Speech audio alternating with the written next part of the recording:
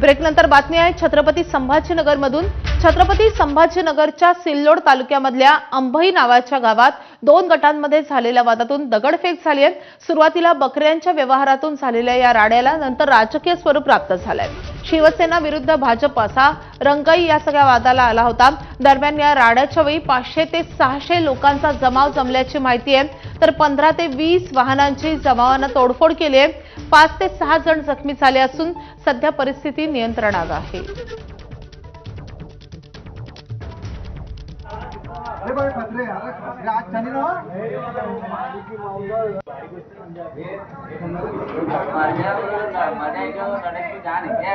अरे आदमी जैसा आदमी एक नंबर से लेता है एकदम। अरे बारीक बारीक लेन रे एवढले कौन के झगड़ा रे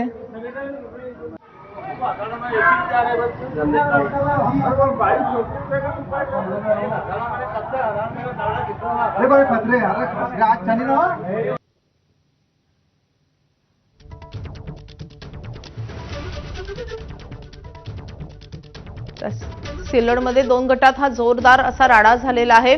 15 ते 20 वाहनांची या जमावानं तोडफोड केलेली आहे। सुरुवातीला बकऱ्यांवरून सुरू झालेल्या या वादानंतर राजकीय स्वरूप प्राप्त झालेलं होतं। शिवसेना वर्सेस भाजप असा सगळा हा वाद होता। यामध्ये दोन गट आमनेसामने झालेत आणि या परिसरात मोठा तणावही निर्माण झाला होता।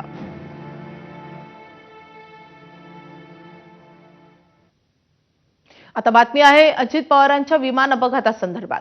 अजित पवारांच्या विमान अपघातानंतर व्हीएसआर व्हेंचर्स कंपनीला विमान वाहतूक संचालनालयानं मोठा दणका दिलाय। व्हीएसआर व्हेंचर्स कंपनीकडे असलेल्या सर्व लिअरजेट विमानांच्या उड्डाणांना मनाई करण्यात आलेली आहे। अजित पवारांच्या विमान अपघातानंतर व्हीएसआर कंपनी आणि त्यांच्याकडे असलेली लिअरजेट प्रकारची विमानं या संदर्भात अनेक उलटसुलट चर्चा सुरू होत्या आणि त्यामुळे विमान वाहतूक संचालनालयानं या विमानांचं ऑडिट केलंय आणि त्यामध्ये लिअरजेट विमानांमध्ये अनेक उणीवा आढळून आल्यात आणि त्यामुळे व्हीएसआर कंपनीच्या 4 लिअरजेट विमानांच्या उड्डाणांना आता मनाई करण्यात आली आहे।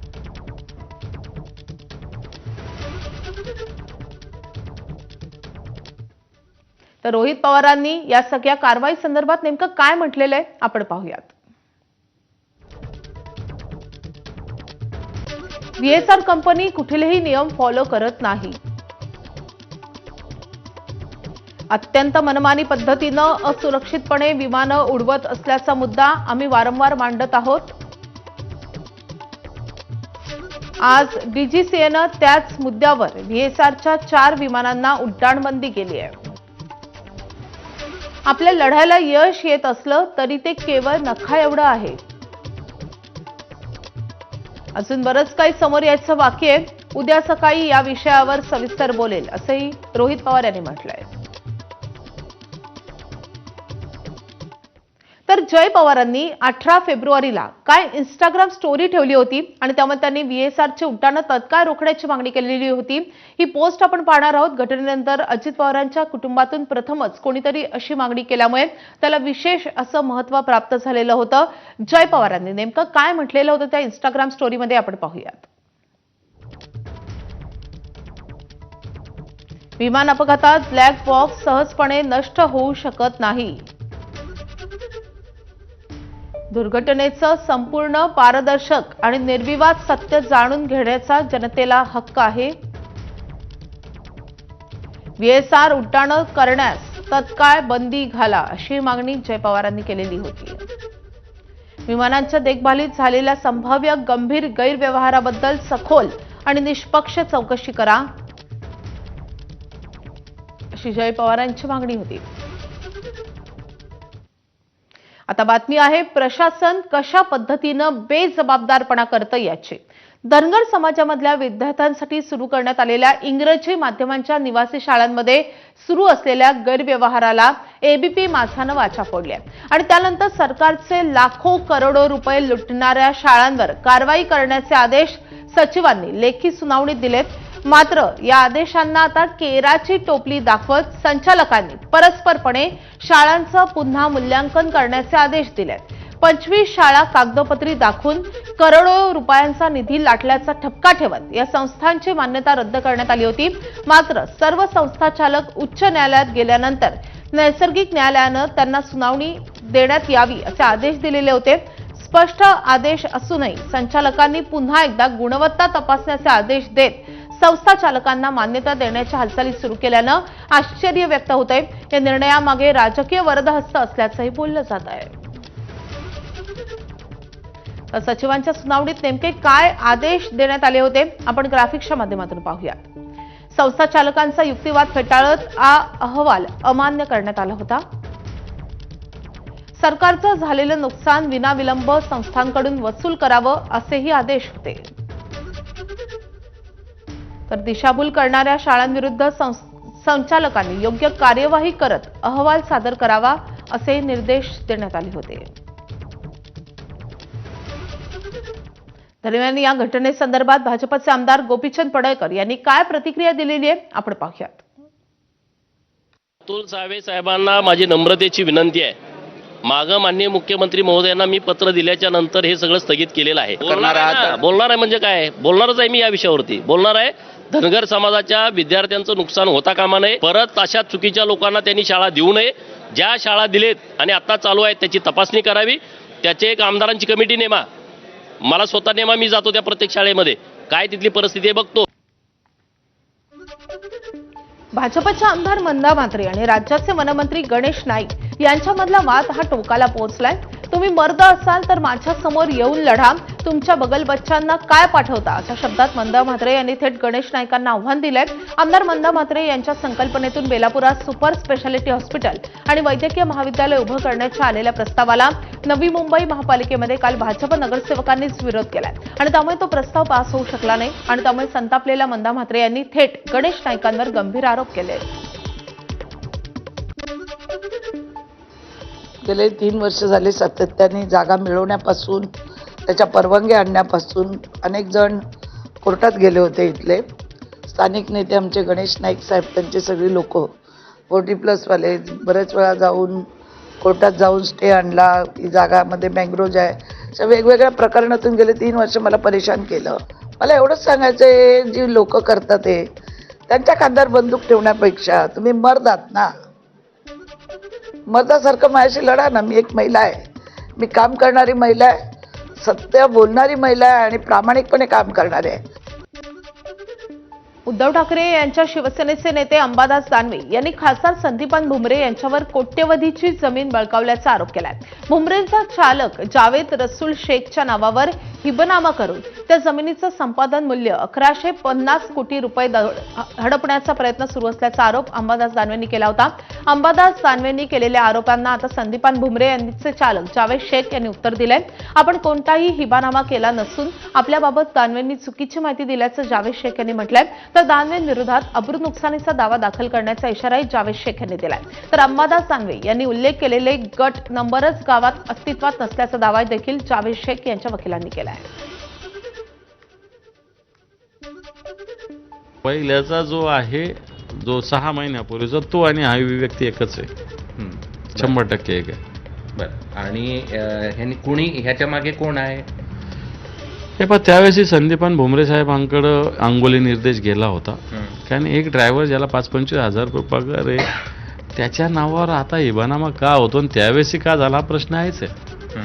आणि सरळ जे खासदार आहेत भुमरे साहेबांकडे यांचं बोट जातं.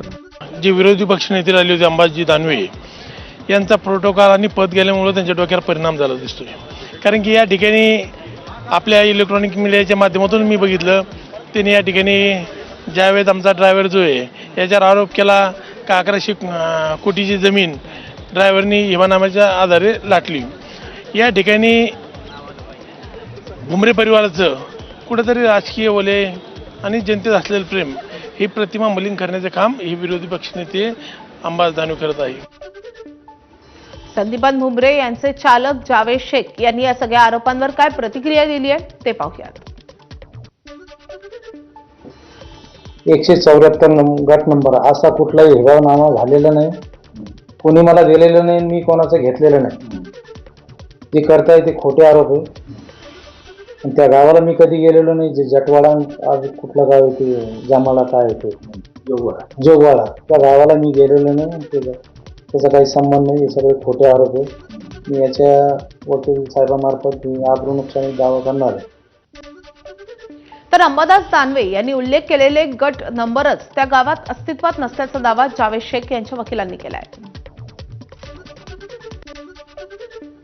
अंबादास दानवे साहेबांनी जे आरोप केलेले आहेत ते त्यांनी चुकीचे केलेले आहेत.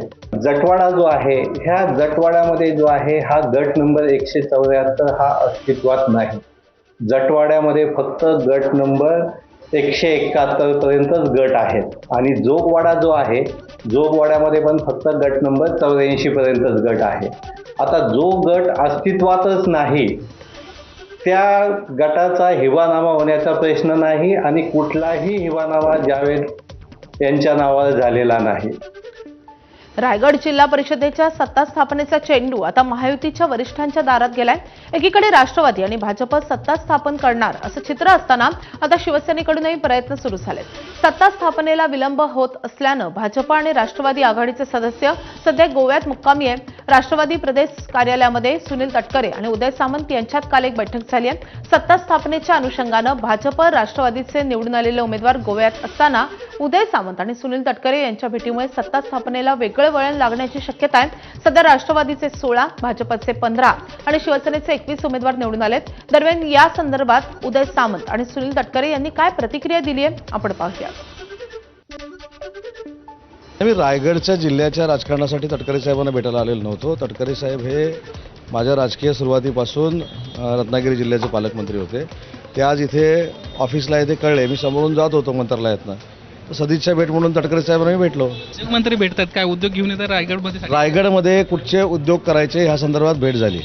आम्ही एक चर्चा केली, त्या संदर्भामध्ये आम्ही सगळे वरिष्ठ नेते एकत्रितपणे बसू आणि त्या संदर्भातला निर्णय करू. महायुती म्हणून हा राहणा एक भाग वेगळा आहे. भारतीय जनता पक्षाची आणि माझी निवडणूकपूर्व युती आहे. निवडणूकपूर्व युती असल्यामुळे भारतीय जनता पक्षाची आणि राष्ट्रवादी काँग्रेस पक्षाची जी काही चर्चा झालेली आहे ती आहे त्या ठिकाणी. पण अंतिमतः मुख्यमंत्री महोदय, उपमुख्यमंत्री दोन्ही एकत्रितपणे बसून त्या संदर्भात निर्णय घेतील. पण निवडणूकपूर्व युती भारतीय जनता पक्षाची झालेली आहे. त्यांच्याजवळ एकंदरीत जे काय त्या संदर्भामध्ये सुद्धा काय कमिटमेंट आहेत, पण अंतिम निर्णय त्या सर्वांती होईल. विविध मागण्यांसाठी किसान सभेचे नेते अजित नवले यांच्या नेतृत्वाखाली राजूर ते अहिल्यानगर असा लॉंग मार्च निघालाय. मंगळवारी लॉंग मार्चनं आपल्या प्रवासाचा पहिला टप्पा पूर्ण केलाय. राजूरमधून निघालेला हा मोर्चा अकोले तहसील कार्यालयाच्या प्रांगणात मुक्कामी आहे. या मोर्चात आदिवासी बांधवांसह कष्टकरी महिलांचा मोठ्या संख्येनं सहभाग पाहायला मिळतोय. मोर्चेकरांच्या वाढत्या प्रतिसादाची दखल राज्य सरकारने घेतली आहे. अहिल्यानगरचे पालकमंत्री राधाकृष्ण विखे यांच्या मध्यस्थीनं आज दुपारी 4 वाजता मंत्रालयात महत्वाची बैठक होणार आहे. या बैठकीमध्ये 5 मंत्र्यांच्या उपस्थितीत मोर्चेकरांच्या शिष्टमंडळाशी चर्चा होईल. मोर्चातून 13 जणांचं शिष्टमंडळ चर्चेसाठी मुंबईकडे रवाना होणार आहे. दरम्यान शिष्टमंडळ मुंबईत चर्चेला जाणार असलं तरी लॉंग मार्चमध्ये सहभागी झालेले आंदोलक आपला पायी प्रवास सुरूच ठेवतील अशी भूमिका किसान सभेने स्पष्ट केली आहे. दरम्यान आजच्या बैठकीमध्ये मागण्यांसंदर्भात काय निर्णय होणार हे पाहणं महत्त्वाचं असेल. दरम्यान माकपचे माजी आमदार जे.पी. गावित आज पत्रकार परिषद घेणार आहेत. सरकारनं दिलेली आश्वासनं किती पूर्ण झाली आहेत, सरकारी पातळीवर सध्या काय कार्यवाही सुरू आहे, किसान सभेची आणि माकपची पुढची भूमिका काय असेल या संदर्भात जे.पी. गावित हे भाष्य करतील.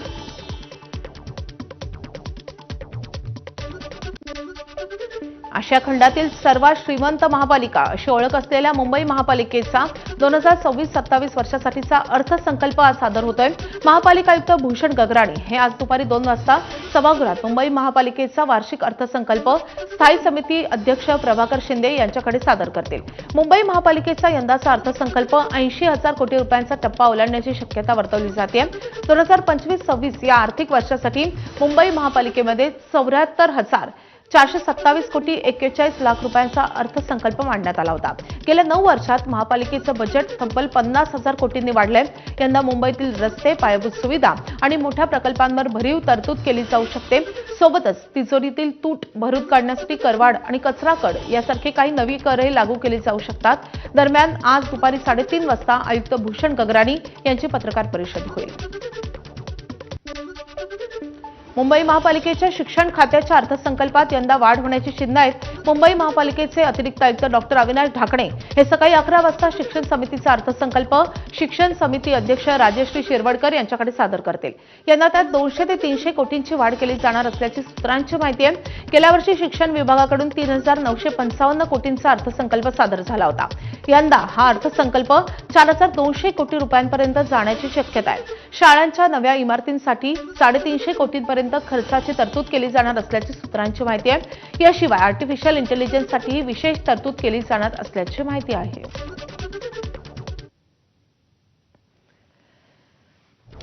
तर आपण अर्थसंकल्पासंदर्भात काही महत्त्वाचे मुद्दे बघतोय. 5 वर्षात दुप्पट आकार झालेला आहे. कारण 2021-22 मध्ये 35,962 कोटी रुपयांचा अर्थसंकल्प मांडण्यात आला होता. 2022-23 ला तो अर्थसंकल्प 43,491 कोटी रुपयांचा झाला. पुढे 2023-24 ला 52,553 कोटी रुपयांचा अर्थसंकल्प मांडण्यात आला. 2024-25 मध्ये 65,180 कोटी रुपयांचा अर्थसंकल्प मांडण्यात आला. आणि गेल्या वर्षी 2025-26 ला 74,427 कोटी रुपयांचा अर्थसंकल्प मांडण्यात आला होता.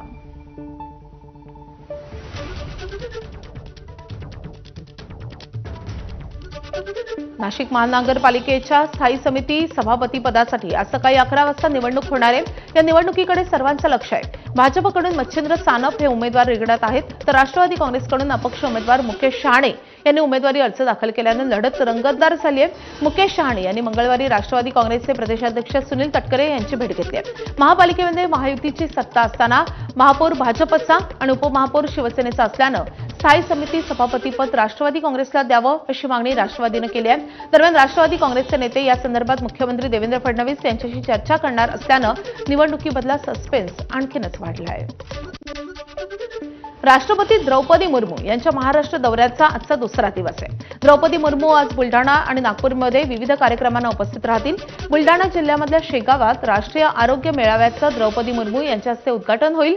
यावेळी राज्यपाल, मुख्यमंत्री, दोन्ही उपमुख्यमंत्री उपस्थित राहतील. उद्घाटनाआधी राष्ट्रपती संत गजानन महाराज समाधी मंदिरात दर्शन घेतील. दरम्यान सायंकाळी राष्ट्रपती मुर्मू नागपूरच्या ब्रह्माकुमारीच्या राज्यव्यापी मोहिमेचा शुभारंभ करतील. जामठा येथील ब्रह्मकुमारी विश्वशांती सरोवर येथे हा कार्यक्रम पार पडेल. दरम्यान शेगाव मंदिर परिसरात त्रिस्तरीय कडेकोट बंदोबस्त ठेवण्यात आलाय. मंदिर परिसरातून आढावा घेतलेला आमचे प्रतिनिधी डॉक्टर संजय महाजन यांनी. देशाच्या महामहिम राष्ट्रपती माननीय द्रौपदी मुर्मू आज शेगावच्या दौऱ्यावर आहेत आणि शेगाव येथील संत गजानन महाराज समाधीचं त्या दर्शन घेणार आहेत. साधारणतः 11 वाजता द्रौपदी मुर्मू या शेगाव येथे पोहोचतील आणि त्यानंतर 11:30 वाजता शेगाव येथील संत गजानन महाराज समाधीचं त्या दर्शन घेतील. खरं तर राष्ट्रपती या एका आरोग्य मेळाव्यासाठी शेगाव येथे येत आहेत आणि शेगाव येथील संत गजानन महाराज दर्शनही ते गजानन महाराजांच्या समाधीस्थळाचं दर्शनही घेणार आहे. या ठिकाणी आपण जर का बघितलं तर मंदिर परिसरात मोठ्या प्रमाणात संस्थांकडून तयारी करण्यात आलेली आहे.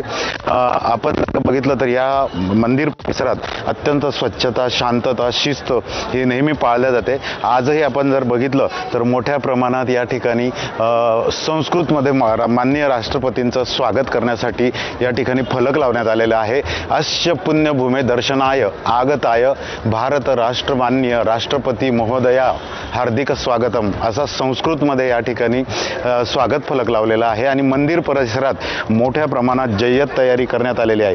खरं तर संत गजानन महाराज समाधी परिसरात पहिल्यांदाच प्रथमच राष्ट्रपतींचं आगमन होत आहे आणि त्यानिमित्त मंदिर प्रशासनाने मोठ्या प्रमाणात तयारीसुद्धा केलेली आहे.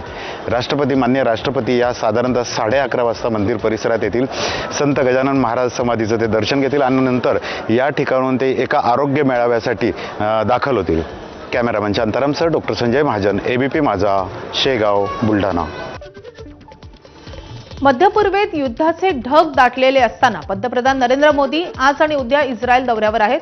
इराणमध्ये सत्ता बदलाच्या चर्चांदरम्यान हा दौरा महत्त्वाचा आहे. जागतिक पातळीवर या भेटीकडे बारकाईनं पाहिलं जात आहे. इस्रायलचे पंतप्रधान बेंजामिन नेतन्याहू यांनी मोदी आणि भारताचा उल्लेख ग्लोबल पॉवर असा केल्याची माहिती समोर आली आहे. तसंच रॅडिकल विरोधकांना रोखण्यासाठी 6 देशांच्या संभाव्य हेक्सागॉन अलायन्सचा उल्लेखही नेतन्याहू यांनी केलाय. त्यामुळे मोदींच्या या दौऱ्यात या नव्या आघाडीबाबत काही महत्त्वपूर्ण घडामोडी होण्याची शक्यताही वर्तवली जाते आहे.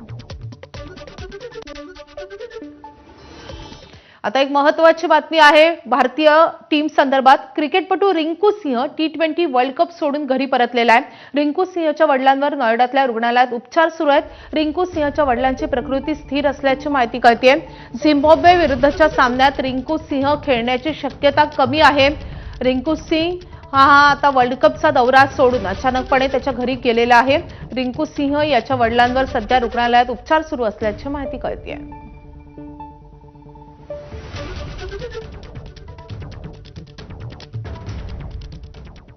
तर या बातम्यांसोबतच या बुलेटिनमध्ये वेळ झालेली आहे इथेच थांबण्याची. थोड्याच वेळात 8चे अपडेट्स प्रज्ञासोबत पाहत राहा ABP माझा.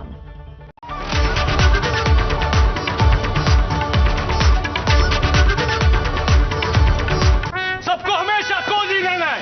क्या रहना है? कोजी सर. स्पीड. कोजी सर. ग्रिप. कोजी सर. फिट. नोट कोजी सर. दिख रहा है. जाओ जाकर कोजी पेन कराओ. सर. कोजी. ये नहीं तो कुछ नहीं. आता बातमी आहे नागपूरमधून. नागपूरच्या महाल परिसरात तरुणांच्या टोळक्यानं अनेक दुचाकींची तोडफोड केली आहे. आपल्या मैत्रिणीनं दुसऱ्या मुलाशी इंस्टाग्रामवर मैत्री केली आणि त्यावरून काही तरुणांचा काही दिवसांपूर्वी वाद झालेला होता. याच रागातून तरुणांच्या एका टोळक्यानं काल रात्री या मैत्रिणीच्या इन्स्टा मित्राच्या परिसरातील वाहनांची तोडफोड केली आहे. तसंच परिसरात दहशत पसरवण्याचा प्रयत्न केलाय.